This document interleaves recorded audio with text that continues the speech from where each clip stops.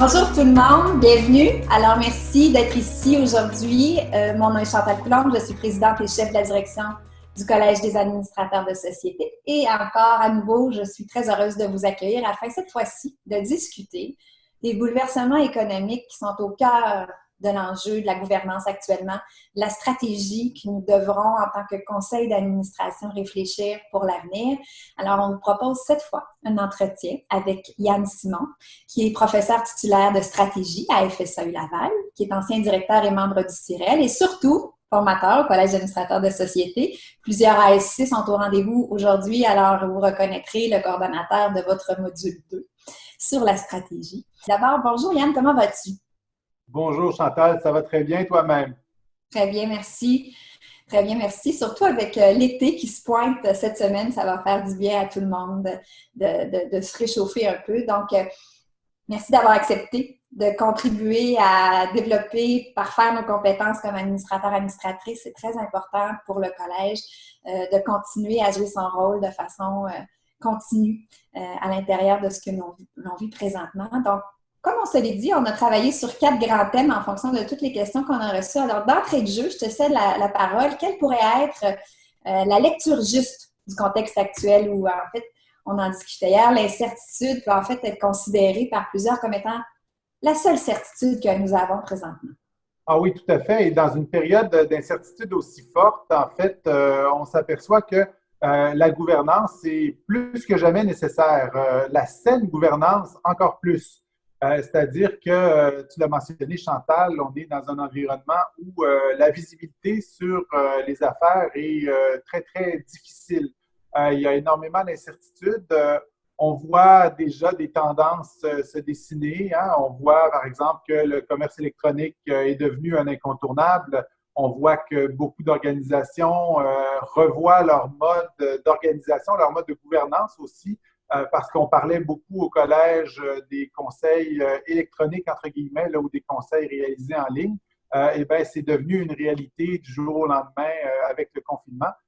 Mais au-delà de ça, dans le contexte actuel, ce qu'on voit, c'est qu'il y a quand même beaucoup d'enjeux liés, par exemple, aux approvisionnements, liés à notre gestion de la chaîne de valeur de nos organisations. Il y a beaucoup d'enjeux aussi qui sont liés, par exemple, au financement de cette chaîne de valeur-là et de ces différentes étapes, à l'obtention du personnel clé nécessaire pour faire rouler l'organisation. Et on est dans un environnement où les gestionnaires publics et les banquiers centraux ont réagi très vite. Donc, on a des achats, par exemple, massifs là, de l'allègement quantitatif, là, si on veut résumer. On a aussi un environnement de taux d'intérêt relativement bas, ce qui va nous aider à passer à travers l'énorme récession qui s'annonce.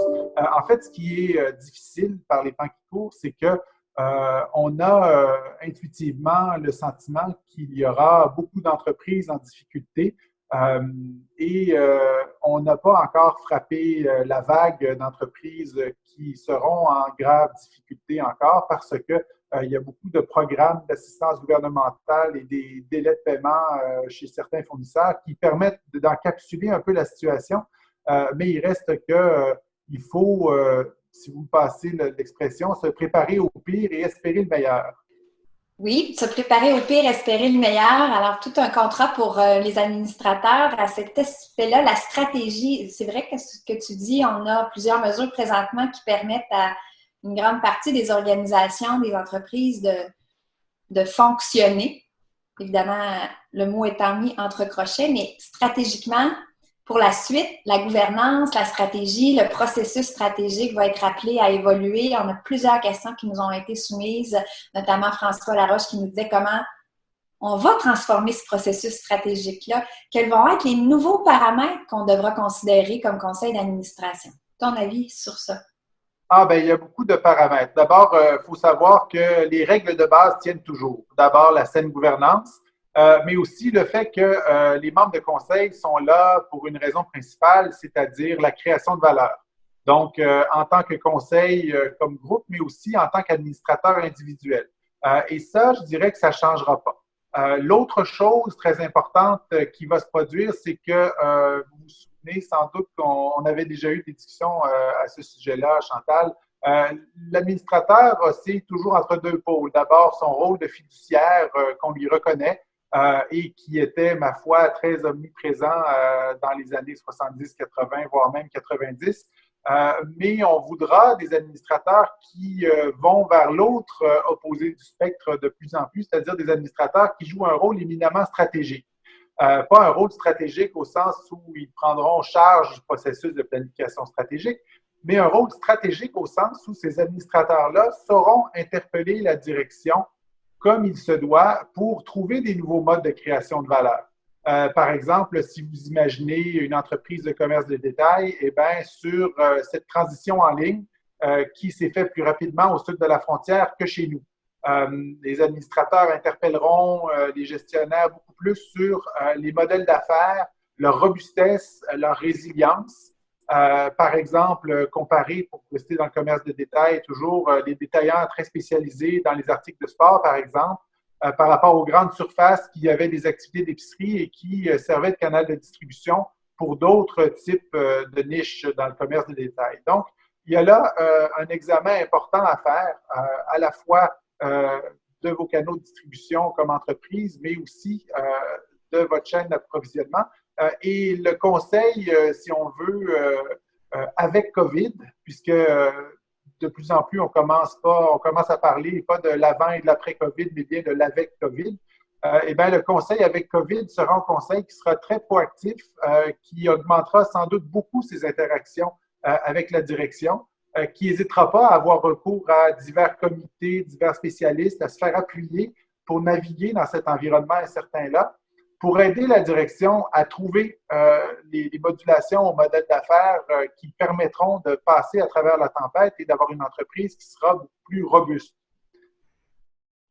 Tu viens de répondre à la question de Gilles Bernier qui nous demandait par ailleurs, est-ce qu'on devra parler avec COVID plutôt qu'après COVID? Alors, M. Gilles, considérez que votre question est répondue. Je pense qu'on devra effectivement, je suis d'accord avec toi, Yann, pour les prochains mois, sinon années, parler d'une situation avec COVID. Ce sera plus sage de parler de cette façon-là. Donc, plus de robustesse, plus de résilience, ce sont des qualités que certains administrateurs avaient déjà, mais on a eu plusieurs questions aussi sur ça, la position de l'administrateur, sa posture. Est-ce qu'un bon administrateur avant est encore un bon administrateur maintenant avec les nouveaux paramètres qui devront faire partie de notre paysage organisationnel? Ben, c'est là que le bas blesse, hein, parce que y a des administrateurs qui sont très, très bien outillés pour faire face à une situation de crise, à une situation très dynamique, alors que d'autres administrateurs amènent un type d'habilité à la table qui est probablement moins crucial pour les organisations en temps de crise. Donc, ces administrateurs-là devront ou se retirer ou alors recevront un signal en ce sens. Mais il reste que l'administrateur idéal, entre guillemets, l'idéal type de l'administrateur dans un environnement comme celui-ci, eh bien, ce sera un administrateur qui est, ma foi, habitué à réfléchir en réseau, si vous me passez l'expression. C'est-à-dire que c'est un administrateur qui aura une connaissance intime du rôle que l'organisation sur laquelle il siège joue dans le réseau compliqué des relations entre ses fournisseurs, ses clients et ses parties prenantes. De façon concrète, ce que ça veut dire que individuellement, comme administrateur, eh bien, il faudra avoir un type de connaissance en T, c'est-à-dire une connaissance très, très profonde des enjeux qui font qu'on vous a nommé sur le conseil, par exemple, votre expertise industrie, votre expertise en finance, en conformité, en stratégie, en gestion des ressources humaines et j'en passe. Mais donc, d'avoir aussi cet éventail très élargi, cette vision très, très élargie, j'allais dire une vision 180, peut-être même 360, des enjeux autour de cette zone de spécialité-là. Parce que on s'aperçoit qu'avec la crise et qu'avec la COVID, eh bien, les chaînes d'approvisionnement ou les partenaires d'affaires n'ont plus la solidité qu'ils avaient avant la crise. On s'aperçoit aussi qu'il y a énormément de blocages, par exemple, des fournisseurs qu'on croyait locaux.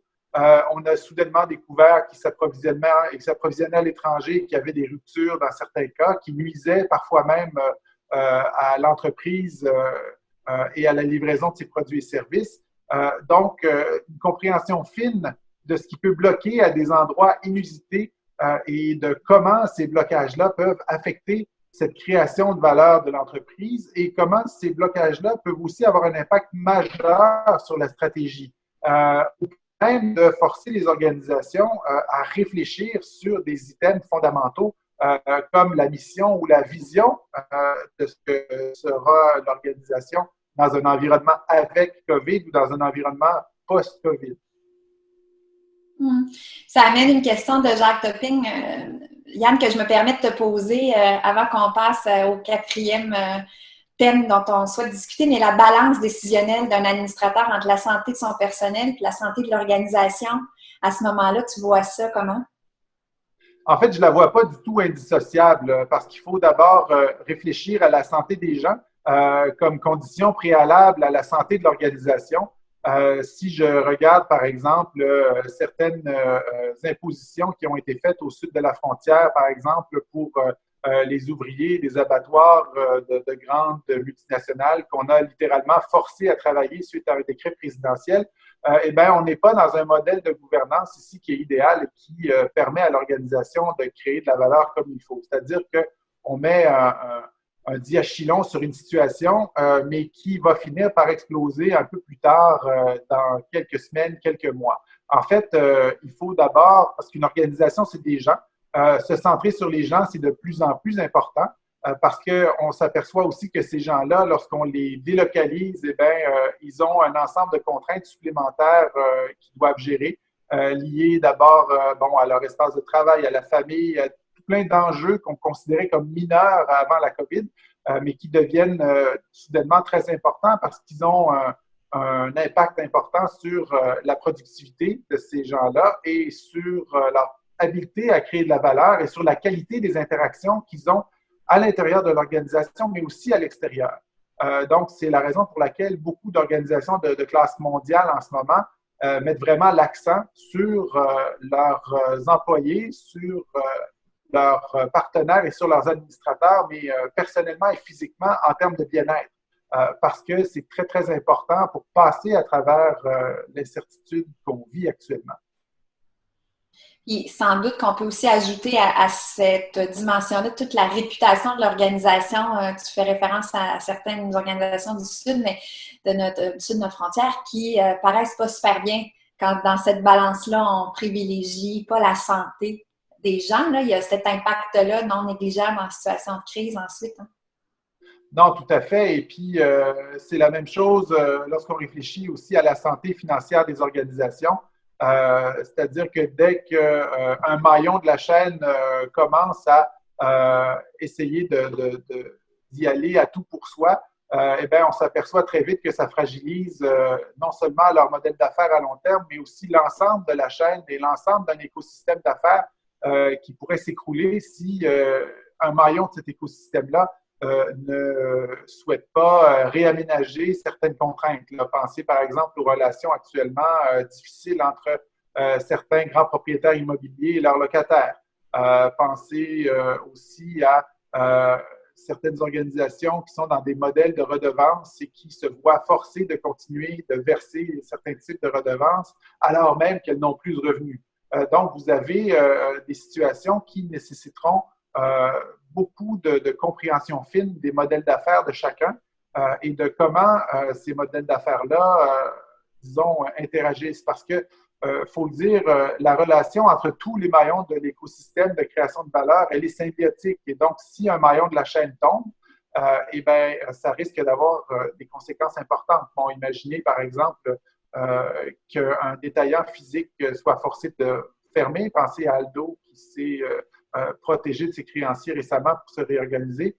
Eh bien, tout ça, ça cause un effet de cascade ailleurs dans l'économie, ne serait-ce que parce que, bon, là, il y a des relations fournisseurs qui seront en difficulté, il y a des canaux de distribution qui sont plus disponibles, il y a des employés, des gens talentueux qui avaient connaissances fines du marché qui seront plus sollicités parce qu'ils seront mis à pied. Et donc, vous mettez en danger pas simplement une organisation, mais un écosystème au complet. C'est tout de même extrêmement complexe parce qu'au-delà de ça, quand on prend en compte l'ensemble de ces facteurs-là, le résultat peut être le même quand même à la fin de la journée compte tenu du contexte. Alors, c'est un enjeu qui est préoccupant quand même. Je ne sais pas si les gens, je ne te pose pas la question d'Aldo aurait pu faire autrement ou comment ils auraient pu pour arriver à une autre solution. Bien, c'est là que le conseil joue un rôle critique, hein? Bon, parce qu'évidemment, on n'est pas, si on prend ce cas-là, on n'est pas dans le secret des dieux, mais ce qu'on sait, c'est que face à des situations comparables, le conseil a une influence très, très importante sur les outils de sortie de crise que la direction pourra se donner, sur les options. Quand on dit qu'un administrateur devrait être plus stratégique, ben, il devra justement aider la direction à sortir de son carcan ou des sentiers battus pour réfléchir à des nouvelles manières de s'en sortir. Pensez par exemple à une échelle beaucoup plus micro à ces restaurateurs qui n'avaient pas d'activité en ligne ou d'activité de livraison et qui se sont soudainement mis à ce créneau-là, ne serait-ce que parce que ça protégeait une petite partie de leur chiffre d'affaires qui leur permet de continuer à survivre. Si vous regardez à une échelle plus macro, par exemple, bon, la chute des prix du pétrole, eh bien, ça fait que les revenus baissent pour les grandes pétrolières canadiennes, mais celles-ci n'ont pas le choix que de continuer à maintenir un certain niveau d'activité et donc à continuer à trouver des endroits de stockage pour l'énergie, à continuer à avoir du personnel clé pour ne pas arrêter les opérations parce qu'on sait qu'un arrêt d'opération dans ce secteur-là, ça coûte énormément cher et un redémarrage subséquent coûte encore plus cher. Donc là, vous avez des décisions qui sont cruciales et où des conseils solides, des conseils avec une vision étendue des enjeux jouent véritablement leur rôle d'aider l'organisation à créer de la valeur et d'eux-mêmes créer de la valeur. C'est intéressant. Puis ça nous amène justement au quatrième thème dont on voulait discuter, toute cette consolidation des marchés, l'aspect, on avait une question très spécifique, notamment la promotion, comment les dirigeants ou les conseils devront après, ou plutôt je devrais utiliser ce que Gilles nous a dit, avec COVID, concilier la promotion de l'économie locale avec notamment les échanges internationaux. Ce bouleversement-là, est-ce que tu peux nous en parler pour aider un peu les réflexions? Bien, c'est très paradoxal, hein? C'est-à-dire qu'effectivement, d'un côté, on aime beaucoup des initiatives comme le panier bleu, on aime beaucoup le fait que nos gouvernements et nos entreprises pensent à l'achat local, idem pour les consommateurs, mais il reste que c'est un peu une lame à double tranchant, si je peux m'exprimer ainsi. C'est-à-dire que les économies comme le Québec et le Canada, qui dépendent énormément de leurs exportations et de leur rapport avec le reste du monde, eh bien, risque de voir des marchés se tarir si tous les marchés se mettent à soudainement devenir très nationalistes. Et donc, il y a là peut-être un équilibre à trouver qui est pas facile à trouver parce que, bon, si on l'avait trouvé, nous serions sans doute très riches, nous qui sommes sur ce webinaire en ce moment. Mais il reste que, par exemple, il y a beaucoup de biens, services, de produits qui sera probablement pas économiquement rentable de produire chez nous pour notre utilisation, mais qui pourrait l'être si on continue à être dans des grandes chaînes de valeur mondiales. Il y a certains types d'équipements, d'outils, de biens, par exemple, pensez à certains types de biens à faible valeur ajoutée qui sont stratégiquement importants. Bon, on parle beaucoup ces temps-ci d'équipements de protection individuelle, par exemple, pour les travailleurs de la santé. Eh bien, la raison pour laquelle on ne produit pas chez nous, a priori, avant la COVID, on ne le produisait pas et on dépendait d'exportations de pays comme la Chine, par exemple, eh bien, c'était tout simplement que ça ne pouvait pas être rentable en raison des volumes d'affaires et des coûts de production locaux. Cette réalité-là nous montre qu'il faut peut-être garder, pour certaines industries stratégiques comme l'équipement de protection individuelle, des capacités de production locales qu'on pourrait avoir à des voilures diverses selon la situation, sans toutefois couper les liens avec ces grands fournisseurs qui nous permettent de nous approvisionner à des coûts raisonnables, à la fois pour les acteurs impliqués, c'est-à-dire les entreprises et le système de santé, mais aussi les individus, mais qui permettent de garder cette interdépendance-là parce qu'il ne sera pas économiquement viable de tout produire chez nous. Donc, cette balance-là, elle est très difficile à équilibrer, mais il faudra y penser parce que dites-vous que les réactions nationalistes qu'on voit chez nous, eh bien, on les voit aussi ailleurs dans le reste du monde et qu'un monde qui se cloîtrerait est un monde qui prendrait beaucoup plus de temps à sortir de la crise ou en tout cas à apprendre à vivre avec cette crise-là, apprendre à vivre avec la COVID. Donc, on n'a pas encore trouvé l'optimum, mais jusqu'ici, cette conscience-là de l'importance des marchés internationaux pour nos entreprises, elle doit rester. Pensez par exemple aussi à l'électronique qu'on utilise, hein, c'est la même chose. Vous avez, une dépendance très importante envers l'Asie. Évidemment, dans les domaines de pointe comme le design de contenu, comme divers domaines liés à la création, on a des avantages, mais pour d'autres articles, on est encore très, très dépendant. Donc, encore une fois, tout est question de mesure. Ce que ça veut dire pour un administrateur, ça voudra dire qu'il ne faut pas nécessairement chercher à être le spécialiste dans la zone de contrainte de l'organisation sur laquelle vous siégez, mais il faudra plutôt chercher à comprendre les contours de ces contraintes-là et de ces pressions-là, et surtout s'assurer d'avoir la bonne direction en place avec les bonnes habiletés pour être capable de passer à travers la tempête. Donc, il y a des questions d'introspection pour le conseil lui-même. Est-ce que le conseil autour de la table a les bonnes habiletés pour agir et créer de la valeur dans un environnement comme ça? Mais cette question-là se tourne aussi vers la direction. Avons-nous les bons gestionnaires en place pour faire face à une turbulence aussi importante? La deuxième question, au-delà de celle des habiletés, c'est la question du modèle d'affaires. Hein, le conseil doit avoir des discussions très solides avec la direction sur la nature du modèle d'affaires. Est-ce que c'est le bon modèle d'affaires pour passer à travers? Est-ce que ce modèle d'affaires-là est assez robuste pour revenir vers une nouvelle normalité ou est-ce qu'il va nous propulser vers d'autres créneaux, d'autres segments de marché, d'autres activités qui seront importantes pour nous? Et surtout, troisièmement, comme conseil, il faut réfléchir au type de relation qu'on souhaite entretenir avec la direction. Par exemple, dans un environnement comme celui-ci, les conseils voudront s'outiller, par exemple, avec des avis d'experts, voudront avoir plus de réunions avec certains membres de la direction. Et ces changements-là dans les interactions, dans les calendriers de réunion, dans les questions à l'ordre du jour, ne doivent pas être vus comme un défi ou comme un désaveu, mais elles doivent être vues plutôt comme une manière d'essayer de trouver un modus operandi qui nous permettra de passer à travers la crise. Et c'est là que les subtilités sont parce que autour de la table, les débats, lorsqu'il y a énormément d'incertitudes, peuvent dévier très vite. Donc, ça prendra aussi des présidents de conseil qui seront très, très forts et qui permettront à leurs administrateurs d'avoir un environnement ouvert, d'avoir un environnement aussi où des idées moins traditionnelles pourront être discutées. Oui, effectivement, c'est trois conseils super intéressants. Yann, on a une question qui rentre que je me permets de te poser là, de Louise-Marie Brosseau. Donc, l'impact économique va être dramatique sur les PME, oui, mais sur les OBNL encore davantage. Et de quelle façon les administrateurs pourront-ils jouer un rôle significatif dans ces circonstances-là pour davantage le secteur des OBNL? On en a plus de 50 000 au Québec, c'est pas peu dire. Ah oui, c'est une question très importante, justement, parce qu'elles sont si importantes, ces OBNL, pour le Québec, et elles font partie de ce tissu de l'économie sociale qui rend le Québec très fier. Et quand vous regardez l'action des conseils,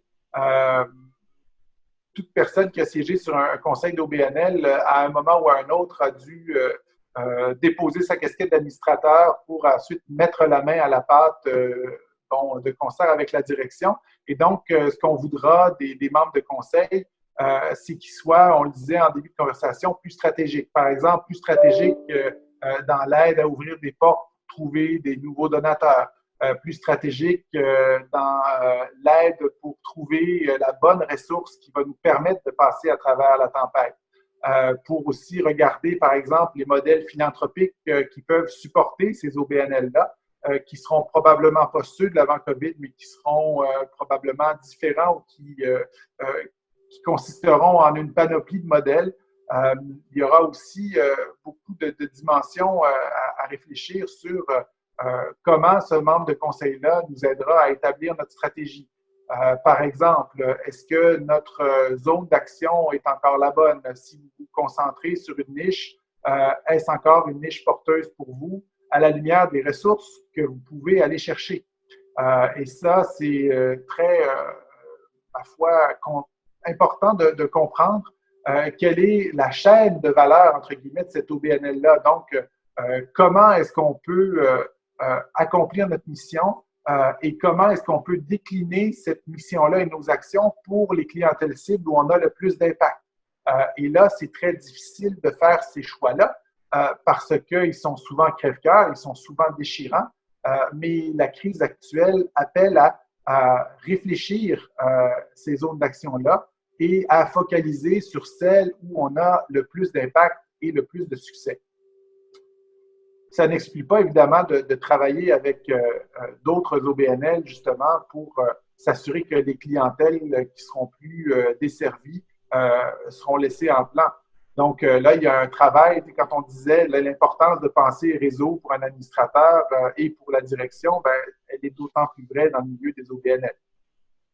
Effectivement, ces choix-là qu'on aura à faire sont déchirants à tous les niveaux, hein, dans une décision où on va on va tester notre modèle d'affaires, comme tu dis, sa robustesse pendant la COVID ou avec la COVID. Et bien sûr, éventuellement, les choses vont reprendre une certaine normalité. Ce sera peut-être 2 niveaux d'action. Alors, il y a des choix à faire qui vont être déchirants, que l'on doit réfléchir de part et d'autre. Puis tu me parlais, Yann, peut-être en terminant, parce que je vois qu'il reste 3 minutes, mais on parlait beaucoup là, de canaux en ligne.